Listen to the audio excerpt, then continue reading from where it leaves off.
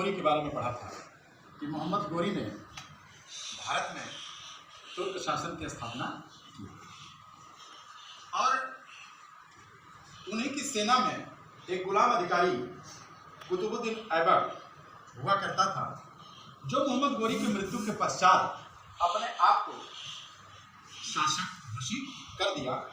यहीं से गुलाम वंश की स्थापना हुई, जो 1206 ईस्वी से 1290 ईस्वी तक चली। आगे हम जिन जिन शासकों ने भारत पर शासन किया, प्रथम तुर्क शासक कुतुबुद्दीन ऐबक रहा, जिसने 1206 ईस्वी से लेकर 1210 ईस्वी तक शासन किया। कुतुबुद्दीन ऐबक के बारे में कहा जाता है कि यह बहुत दानी व्यक्ति, इसीलिए इसका नाम लाख बख्श पड़ा। बहुत सारे ऐतिहासिक काम भी इन्होंने कराए, जिनका वर्णन मैंने आपके बीच में किया है। इन्होंने कुतुब मीनार बनवाया। दुखद घटना इनके साथ घटने के पश्चात जो अधूरा काम था वो इनके उत्तराधिकारी इल्तुतमिश के द्वारा पूरा किया गया। इस पर चर्चा हम लोग करेंगे। 2.5 दिन का झोपड़ा। 1210 में चौगान खेलते समय कुतुबुद्दीन ऐबक की मृत्यु हुई। चौगान समझ रहे? जो घुड़सवारी करते हुए वो खेल खेला जाता।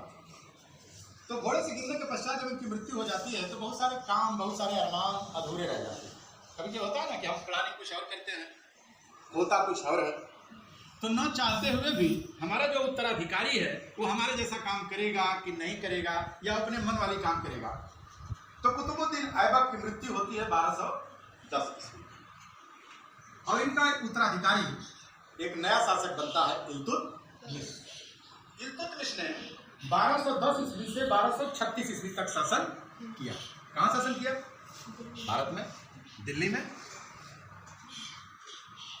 बहुत सारी चीजें जुड़ी हैं इल्तुतमिश के साथ कि इन्होंने चांदी का टका चलाया और तांबे का जीतल दिया, और इन्होंने जो व्यवस्था अपनी केंद्रीकृत व्यवस्था को परगना और ग्राम में बंटवारा किया। सबसे छोटी इकाई ग्राम को बनाया और ग्राम को देखने वाला कौन बना? मुखिया। मुखिया के साथ पटवारी और चौकीदार। कई ग्रामों को मिला करके परगना, जैसे आपका परगना महाइच है, बड़ा है, बड़वल है, इस तरह से न जाने कितने परगने बन गए कई गांवों को मिला करके। तो उस परगना का देख रेख करने वाला परगना अधिकारी कहलाता। कई परगनाओं को मिला के प्रांत बना, उसी प्रांत को इक्ता कहते हैं।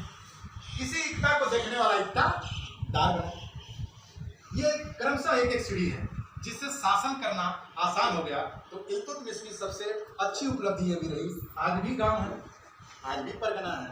तो जो सोच 1210 में रही वो सोच 800 साल बाद भी चल रही है।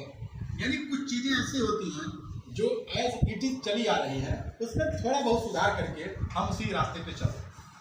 कई प्रांतों, कई इक्तों को मिला करके केंद्रीय शासन बनाया गया, जिसका मालिक सुल्तान कहलाता।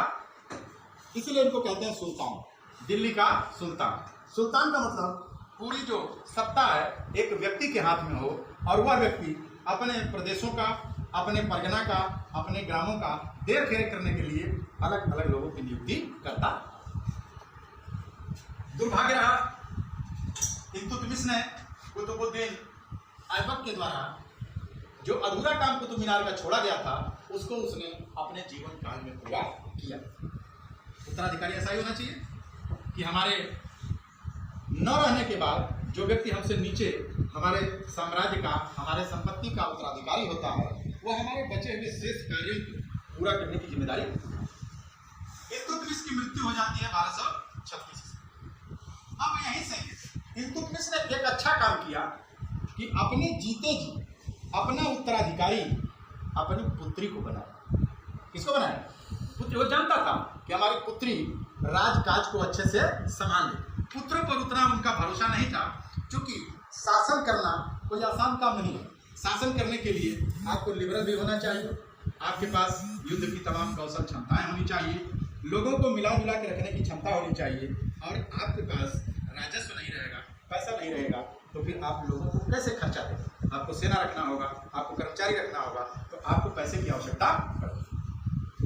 तो इल्तुतमिश ने रजिया को, अपनी पुत्री को अपना उत्तराधिकारी बना लिया अपने जीते जी। कोई महिला उत्तराधिकारी बने, ये अमीरों को और सरदारों को बर्दाश्त नहीं हुआ। 1210 की बात, 1236 की बात। उस समय अमीरों और सरदारों ने षड्यंत्र रचना शुरू कर दिया। किसके खिलाफ? रजिया के खिलाफ। और रजिया की मृत्यु मात्र 3 वर्ष 8 माह शासन करने के पश्चात हो गई। करा दी गई, हत्या करा दी गई। रजिया की हत्या के पश्चात, इनकी मृत्यु के पश्चात 1240 में इनके इल्तुतमिश के एक बेटे और 2 भतीजों ने शासन किया, लेकिन वह बहुत ही दुर्बल कमजोर शासक सिद्ध हुए। पुनः नासिरुद्दीन शाह महमूद 1246 में शासक बने। ये गुलाम वंश के इतिहास में और सारे सुल्तान आएंगे जिनकी हम चर्चा करेंगे। तो आज हम लोगों ने जो चर्चा किया गुलाम वंश में, तो 1206 से 1290 तक शासन है गुलाम वंश का, लेकिन हम लोग अभी 1246 तक पहुंचे। तो अभी कितने साल शासन बाकी है? अभी 44 साल का शासन बाकी है। तो 44 साल में देखते हैं आगे कि कौन कौन सुल्तान आता है और उन्होंने अपने देश के लिए, अपने प्रदेश के लिए क्या क्या ऐतिहासिक काम किए।